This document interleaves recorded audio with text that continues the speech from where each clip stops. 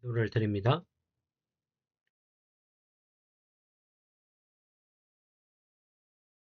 하나님께서 부르시는 은혜가 늘 주를 향하여 마음을 고백하게 하시고 하나님 앞에 엎드려 주의 뜻을 간구하게 하십니다. 우리에게 약속으로 부르신 하나님의 뜻이 있으니 그 은혜를 입은 자로 서게 하시고 혼자가 아니라 주의 몸된 교회로 우리를 이루게 하셨으니 성령의 도우심을 따라 늘 함께 힘쓰며 주의 뜻이 우리 가운데 교회를 통해서 나타나도록 힘쓰도록 인도해 주시기를 구합니다. 여러 형편에 있는 가운데 있사온데 주여 붙들어 주시고 각자 있는 곳에서 주의 은혜를 구하는 일을 미루지 않도록 인도해 주셔서 주의 선하신 우리를 통해 이루고자 하는 열매들이 나타나도록 역사하여 주옵소서. 예수 그리스도 이름으로 기도를 드립니다. 아멘. 하나님 말씀은 로마서 9장 10절에서 13절입니다. 로마서 9장 10절에서 13절입니다. 함께 읽습니다. 그뿐 아니라 또한 리브가가 우리 조상 이삭 한 사람으로 말미암아 임신하였는데 그 자식들이 아직 나지도 아니하고 무슨 선이나 악을 행하지 아니한 때에 택하심을 따라 되는 하나님의 뜻이 행위로 말미암지 않고 오직 부르시는 이로 말미암아 서게 하려 하사 리브가에게 이르시되 큰 자가 어린 자를 섬기리라 하셨나니 기록된 바 내가 야곱은 사랑하고 에서는 미워하였다 하심과 같으니라. 창세기 보겠습니다. 25장 23절 말씀입니다. 창세기 25장 23절 같이 읽습니다. 여호와께서 그에게 이르시되 두 국민이 내 태중에 있구나. 두 민족이 내 복중에서부터 나누이리라. 이 족속이 저 족속보다 강하겠고 큰 자가 어린 자를 섬기리라 하셨더라. 말라기서 1장을 보겠습니다.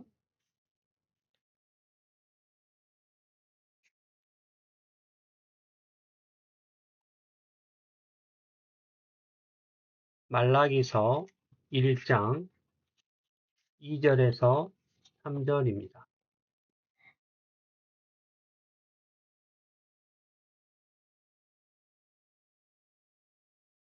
말라기 1장 2절에서 3절입니다. 같이 읽습니다. 여호와께서 이르시되 내가 너희를 사랑하여노라 하나 너희는 이르기를 주께서 어떻게 우리를 사랑하셨나이까 하는도다. 나 여호와가 말하노라 에서는 야곱의 형이 아니냐. 그러나 내가 야곱을 사랑하였고 에서는 미워하였으며 그의 산들을 황폐하게 하였고 그의 산업을 광야의 이리들에게 넘겼느니라. 사람은 살아가면서 하나님의 공평하심을 물을 때가 있습니다. 정직하게 일한 사람이 손해를 보고 다른 사람을 속인 사람이 더 잘 되는 모습을 볼 때 그런 질문이 생깁니다. 오랫동안 기도했는데도 형편이 나아지지 않거나 예상하지 못한 고통을 겪을 때에도 하나님께서 왜 이런 일을 허락하셨는지 묻습니다. 일반적으로 일한 만큼 대가를 받고 노력한 만큼 결과를 얻는 것을 공정하다고 여깁니다. 학교에서는 시험으로 학생을 평가하고 직장에서는 경력과 능력을 살펴 사람을 뽑습니다. 물건을 사려면 값을 지불해야 하고 일을 맡으려면 필요한 자격을 갖춰야만 합니다. 이런 질서가 오늘날 사회를 유지하는 데 필요하다고도 볼 수 있습니다. 그러나 우리는 이러한 기준을 하나님과의 관계에서도 적용하기 쉽습니다. 내가 기도를 많이 했으니 하나님께서 내 소원을 들어주셔야 한다고 여깁니다. 교회 오래 다녔으니 다른 사람보다 하나님의 사랑을 더 받을 만하다고 여깁니다. 반대로 실수하고 넘어지면 하나님께서 나를 외면하시는 것은 아닌지 불안해할 때가 있습니다. 자신의 행동을 살펴보며 하나님의 사랑을 얻을 자격이 있는지 점검해 보는 것입니다. 로마서 9장은 이러한 생각을 바로잡아 줍니다. 바울은 하나님께서 야곱을 사랑하시고 에서를 미워하셨다는 말씀을 인용합니다. 이 말씀을 처음 들으면 하나님께서 왜 두 사람을 다르게 대하셨는지 묻습니다. 야곱이 에서보다 선했기 때문입니까? 에서가 야곱보다 더 악했기 때문입니까? 바울은 선택의 이유를 두 사람의 행동에서 찾지 않습니다. 오히려 두 사람이 아직 태어나지도 않았고 선한 일이나 악한 일을 하지도 않았을 때 하나님께서 말씀하셨다고 강조합니다. 하나님의 선택은 사람의 공로나 자격에서 비롯되지 않습니다. 부르시는 하나님에게서 시작하는 것이죠. 바울이 이 문제를 설명한 데는 중요한 이유가 있습니다. 하나님께서는 이스라엘에게 언약과 율법과 제사와 약속을 주십니다. 그리스도께서도 이스라엘 가운데서 나십니다. 그런데 많은 이스라엘 사람이 예수 그리스도를 믿지 않습니다. 이 모습을 본 사람들은 하나님의 약속이 실패한 것은 아닌지 의심을 했던 것입니다. 이에 대해 바울은 하나님의 말씀이 결코 실패하지 않았다고 답합니다. 아브라함의 혈통적인 자손이라고 해서 모두 약속의 자녀가 된 것은 아닙니다. 이삭과 이스마엘의 경우가 그렇고 야곱과 예서의 경우는 이 사실을 더욱 분명하게 보입니다. 야곱과 예서는 이삭과 리브가에게서 태어난 쌍둥이였습니다. 그런데 하나님은 그들이 태어나기도 전에 큰 자가 어린 자를 섬기리라 말합니다. 이 사건을 살펴보면 하나님의 약속이 누구에게 주어지고 어떻게 이루어지고 그 목적이 무엇인지 알 수 있습니다. 첫째, 하나님의 선택은 누구를 향하는가? 하나님께서는 이삭의 후손을 통하여 언약의 약속을 이어가겠다고 말합니다. 하지만 이삭과 그의 아내 리브가는 결혼한 지 20년이 지나도록 아이를 갖지 못합니다. 눈앞의 형편만 보면 하나님께서 그 약속을 어떤 방법으로 이루실지 알 수 없습니다. 그래서 이 가정의 자녀 문제는 한 부부의 개인적인 어려움에 그치지 않습니다. 하나님께서 아브라함에게 주신 약속이 어떻게 다음 세대로 이어질 것인가 하는 문제와도 연결되어 있습니다. 이삭은 아내를 위하여 하나님께 간구를 드립니다. 하나님께서 그의 기도를 들으시고 리브가를 임신하게 하십니다. 그러나 리브가의 태중에서 두 아이가 심하게 부딪힙니다. 리브가는 이 일이 무엇을 뜻하는지 하나님께 묻습니다. 이에 하나님은 리브가에게 두 국민이 내 태중에 있구나. 두 민족이 내 복중에서 나누이리라. 이 족속이 저 족속보다 강하겠고 큰 자가 어린 자를 섬기리라 말합니다. 하나님은 태중에 있는 두 아이를 단지 두 형제로만 말씀하지 않으시고 두 국민, 두 족속이라 부릅니다. 야곱에게서는 이스라엘이 나오고 에서에게서는 에돔이 나올 것이기 때문입니다. 그런데 그래서 태중에서 두 아이가 서로 부딪힌 일은 두 개인의 이야기로 끝나는 것이 아닙니다. 이후 성경을 보면 이스라엘과 에돔은 여러 차례 충돌을 했습니다. 에돔은 광야에서 이스라엘의 통과를 거절했고 다윗 시대에는 이스라엘의 지배를 받았으며 예루살렘이 어려움을 당했을 때는 유다의 고통을 기뻐했습니다. 창세기 25장 말씀은 야곱과 에서 개인뿐 아니라 두 사람에게서 나올 두 민족의 긴 역사까지 바라보고 있는 것입니다. 특히 두 국민, 두 족속이 나란히 쓰입니다. 리브가의 태중에 있는 두 아이가 단지 두 형제로 끝나는 것이 아니라 각각 한 민족의 조상이 될 것을 말씀하신 것입니다. 이어 나누이리라는 분리되다, 갈라지다는 의미인데요. 두 후손이 서로 구별된 민족을 이루게 될 것을 나타내 보입니다. 이러한 일은 하나님의 뜻 아래 진행된다는 사실을 알리는 것입니다. 이어 하나님께서는 큰 자, 곧 작은 자를 섬길 것이라 말합니다. 쌍둥이의 출생 순서를 생각하면 이는 형이 동생을 섬길 것이라는 뜻입니다. 여기서 하나님께서는 장자의 사회적 권리를 부정하시는 것이 아니라 자신의 약속과 선택이 출생 순서나 자연적 권리에 매이지 않는다는 사실을 보여주십니다. 바울은 로마서 9장에서 이를 인용하여 두 아이가 아직 태어나지도 않고 선이나 악을 행하지도 않았을 때 하나님께서 말씀하신 것은 선택에 따른 하나님의 목적이 행위가 아니라 부르시는 분에게서 나오기 때문이라 말합니다. 야곱과 에서는 같은 부모에서 태어났습니다. 두 사람은 같은 태중에서 자랐고 같은 가정에서 태어났던 것이죠. 이삭과 이스마엘은 어머니가 달랐지만 야곱과 에서는 그런 차이조차 없습니다. 바울은 선택의 이유를 부모의 차이나 가정 환경에서 찾을 수 없도록 같은 임신에서 태어난 쌍둥이를 예로 든 것입니다. 그렇다면 야곱의 성품이 에서보다 더 좋았기 때문에 하나님께서 그를 선택하십니까? 성경은 그렇게 말하지 않습니다. 야곱은 형의 배고픔을 이용하여 장자의 명분을 거래한 자입니다.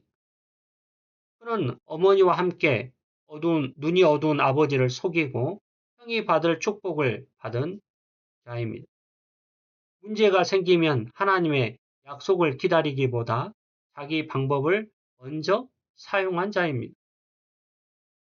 에서도 하나님의 은혜를 받을 자격을 갖춘 사람은 아닙니다. 그는 장자의 명분을 가볍게 여긴 자입니다. 야곱이 축복을 받은 뒤에는 동생을 죽이려고 한 자입니다. 두 사람 모두 하나님 앞에서 내세울 만한 의를 가지고 있지 않습니다. 하나님께서는 야곱의 거짓말을 인정하셨기 때문에 그를 선택한 것이 아닙니다. 야곱이 선택받았다는 사실이 그의 죄를 선하게 만들어지지도 않습니다. 하나님께서는 오히려 오랜 시간에 걸쳐 야곱의 잘못을 드러내고 그의 고집을 꺾습니다. 다른 사람을 속이던 야곱은 외삼촌 라반에게 여러 번 속임을 당합니다.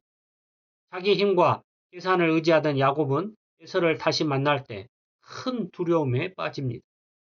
야복강에서는 하나님께서 그의 허벅지를 관절을 치셨고 야곱은 그 뒤로 절뚝거리며 걷습니다. 하나님께서는 야곱을 선택하신 뒤 그의 죄를 결코 내버려 두지 않은 것입니다. 그를 낮추고 가르치고 약속을 믿는 사람으로 변화시키신 것입니다.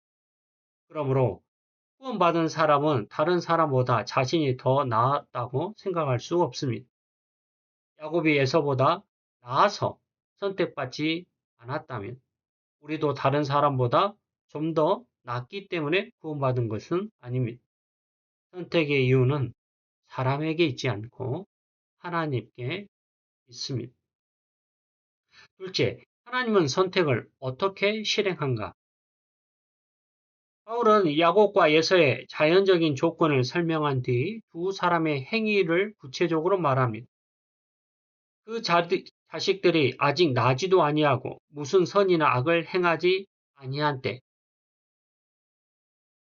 즉 하나님께서 리브가에게 말씀하셨을 때는 두 아이가 아직 태어나기 전입니다. 그들은 선한 행동도 하지 않았고 악한 행동도 하지 않습니다. 사람들에게 칭찬받을 일도 벌을 받을 일도 아직 없습니다. 이 말은 하나님께서 야곱과 에서의 미래를 모르셨다는 것이 아닙니다. 하나님께서는 두 사람의 삶을 모두 알고 계십니다. 바울이 묻는 것은 하나님께서 무엇을 아셨는가가 아니라 무엇 근거로 선택하셨는가 하는 것입니다. 하나님께서 야곱의 미래를 미리 보시고 그 대가로 선택하신 것이 아닙니다. 에서의 미래의 악행을 보시고 하나님이 버리시기로 결정한 것도 아닙니다. 하나님의 선언이 두 사람의 행위보다 먼저 앞서 있는 것입니다. 바울은 태어나지 않았고 행하지 않았다라는 두 표현을 나란히 놓습니다. 선택의 시점에 두 사람은 아직 어떤 행동도 구체적으로 하지 않은 것입니다. 그러므로 선택의 원인은 두 사람의 행동에서 찾을 수 없습니다. 우리는 하나님께서 장차 믿을 사람을 미리 보시고 그 믿음 때문에 선택하셨다고 생각할 수 있습니다. 그러나 믿음도 사람이 하나님께 드리는 공로가 아닙니다. 죄인은 스스로 믿음을 만들어 하나님께 내놓지 못합니다. 하나님께서 복음을 들려주시고 성령으로 마음을 열어 그리스도를 믿게 하십니다. 따라서 믿음과 선행은 선택받기 위한 조건이 아니라 선택의 결과인 것입니다. 하나님께서 선택하신 사람을 부르시고 믿음을 주시기 때문에 그 사람이 그리스도를 믿습니다. 하나님께서 새 생명을 주시기 때문에 그 사람이 죄를 미워하고 선한 일을 행합니다. 나무는 열매를 맺어서 살아있는 나무가 되는 것이 아닙니다. 살아있는 나무이기 때문에 때가 되면 열매를 맺습니다. 마찬가지로 사람이 선한 일을 해서 하나님의 선택을 얻은 것이 아닙니다. 하나님께서 그 사람을 살리시고 변화시키기 때문에 삶에 선한 열매가 나타나는 것입니다. 이어서 택하심을 따라 되는 하나님의 뜻이 서게 하려 하사라고 말합니다. 여기서 뜻은 하나님께서 미리 세우신 계획, 목적을 가리키고 있습니다. 서게 하려 하사하는 것은 말은 하나님의 목적이 계속 유효하다는 것입니다. 사람의 계획은 여러 이유로 바뀝니다. 일을 시작했지만 돈이 부족하거나 능력이 부족해서 행하지 못하거나 지키지 못하고 그래서 중단하는 일이 벌어집니다. 상황을 잘못 판단하면 처음 계획을 고칠 수밖에 없습니다. 그러나 하나님께서는 미래를 잘못 판단하신 분이 아닙니다. 하나님께 능력이 부족하지도 않습니다. 하나님께서 세우신 구원의 목적은 사람의 연약함 때문에 무너지는 일도 없습니다. 실제로 야곱은 여러 번 실수하고 넘어진 자입니다. 그러나 하나님께서는 야곱의 실패 때문에 하나님께서 그에게 주신 약속을 취소하지 않습니다. 그를 죄 가운데 내버려 두지도 않습니다. 오히려 징계하고 가르치셔서 하나님을 의지하도록 이끄시는 것입니다. 이어서 행위로 말미암지 않고 오직 부르시는 이로 말미암아라고 말합니다. 본문을 들여다보면 전치사가 두 번 쓰입니다. 다시 말하면 행위들로부터가 아니라 부르시는 분으로부터, 즉 바울은 선택이 어디에서 시작되는지를 말하려는 것입니다. 선택은 사람의 행위에 나오지 않고 부르시는 하나님에게서 나온다는 것입니다. 하나님께서는 영원한 목적만 세우시고 멀리 계시는 분이 아닙니다. 때가 되면 선택한 사람을 실제로 부릅니다. 복음을 듣게 하시고 성령으로 굳은 마음을 부드럽게 하시며 예수 그리스도를 믿게 하십니다. 로마서 8장은 하나님께서 미리 정하신 사람들을 부르시고 부르신 사람들을 의롭다 하시고 의롭다 하신 사람들을 영화롭게 하신다 말합니다. 하나님의 부르심은 단지 권유하고 기다리는데 멈추지 않습니다. 죄인이 실제로 그리스도께 나아오도록 마음을 새롭게 하십니다. 잠든 아이를 깨우는 부모의 모습을 생각해 보십시오. 시간이 되었는데도 아이가 일어나지 않으면 부모가 아이의 이름을 부르고 몸을 흔들어 깨우지 않을까요? 하나님께서 죄인을 부르시는 일은 그보다 훨씬 더 크게 나타납니다. 죄인은 단지 잠든 사람이 아니라 영적으로 죽은 사람이기 때문입니다. 하나님께서는 복음과 성령을 통하여 새 생명을 주시는 것이죠. 하나님께서는 사람의 생각과 의지를 없애지 않습니다. 오히려 죄 때문에 굳어진 의지를 새롭게 하십니다. 전에는 그리스도를 원하지 않던 사람이 자기 죄를 깨닫고 그리스도를 찾게 하십니다. 억지로 끌려가는 것이 아니라 새 마음으로 기꺼이 믿고 순종하게 하십니다. 그러므로 믿음은 하나님께서 주시지만 실제로는 우리가 믿습니다. 하나님께서 회개하게 하시지만 실제로 우리가 죄를 인정하고 돌이키는 것입니다. 하나님께서 선한 일을 행하게 하시지만 실제로 우리가 이웃을 사랑하고 말씀에 순종하게 하는 것입니다. 하나님의 주권은 사람을 아무 의지도 없는 기계처럼 행하도록 두지 않습니다. 하나님께서는 사람의 마음을 새롭게 하셔서 기쁘게 그리스도를 따르게 하십니다. 이 사실은 복음 전도가 필요 없다는 의미가 아니지요. 하나님께서는 복음을 통하여 사람을 부릅니다. 누군가 말씀을 전해야 사람이 듣고 성령께서는 들은 말씀을 통해 믿음을 일으키시는 것입니다. 선택은 복음 전도를 막지 않고 오히려 전도가 헛되지 않다는 확신을 주는 것입니다. 설교자의 말솜씨가 사람을 구원에 이르도록 이끌지 못합니다. 사람의 강한 의지도 결단도 자신을 구원하지 못합니다. 그러나 하나님께서는 부족한 사람들의 입을 통해 전해지는 복음을 사용하여 죄인을 부르시는 것입니다. 우리의 구원이 스스로의 결심에 달려 있다면 결심이 흔들릴 때 구원이 흔들릴 수밖에 없습니다. 그러나 하나님께서 구원을 시작하시고 믿음과 회개를 일으키시며 끝까지 완성하시기에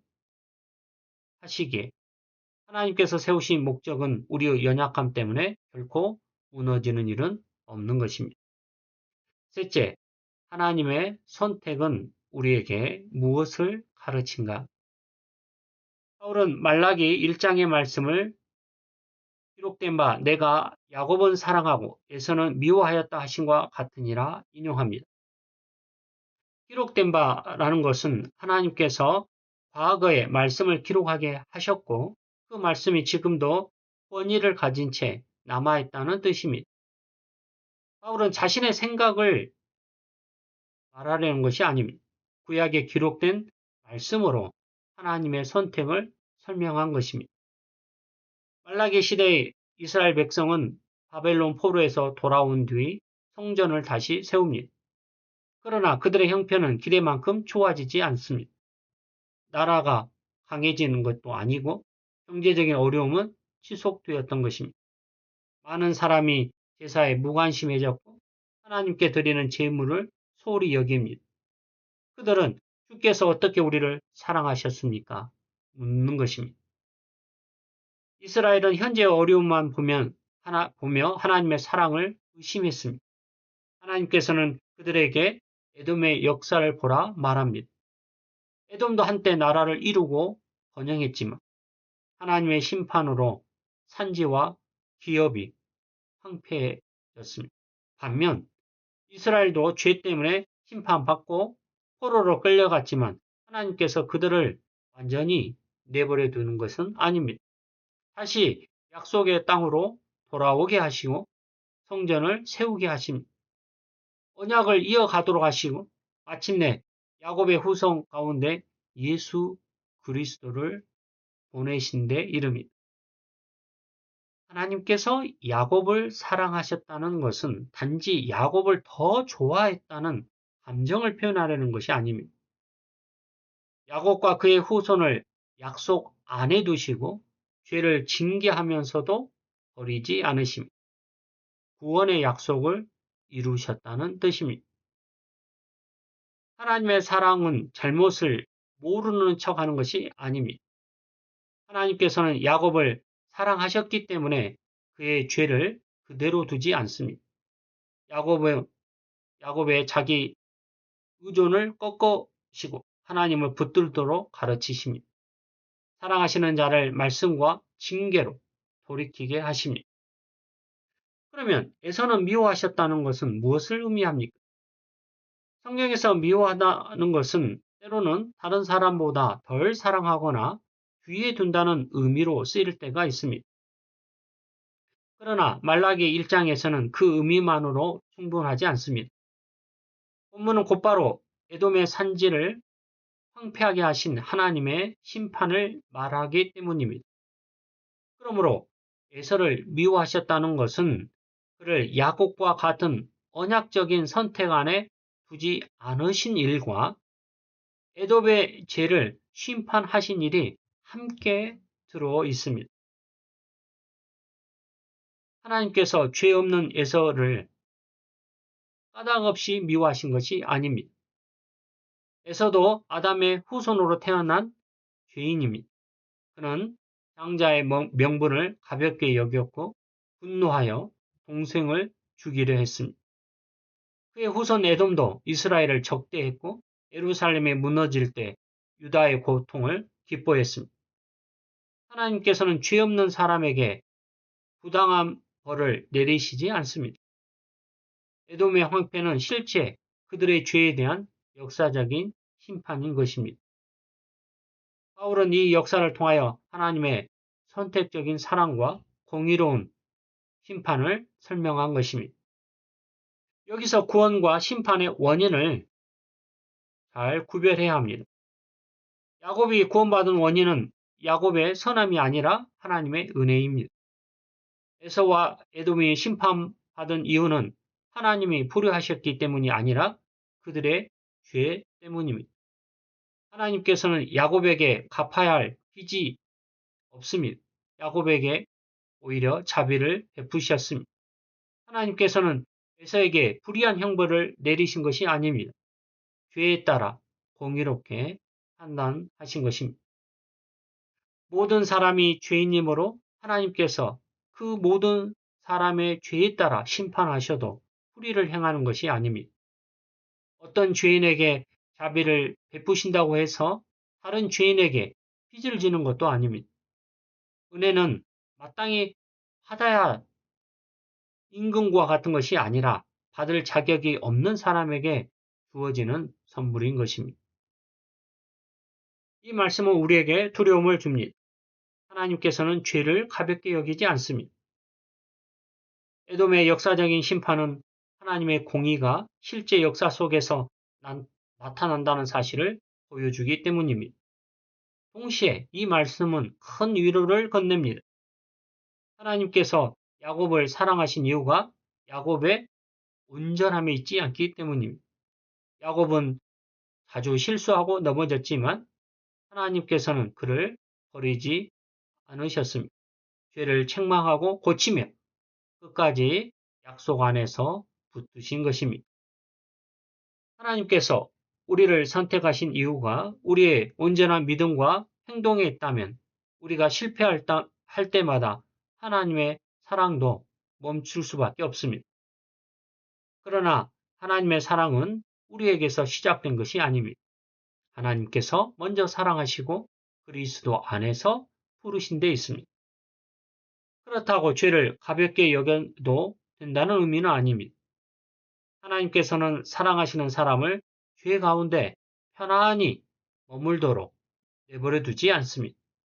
말씀으로 깨닫게 하시고 때로는 징계로 통해 돌이키심, 거룩한 삶으로 이끌어 가십니다.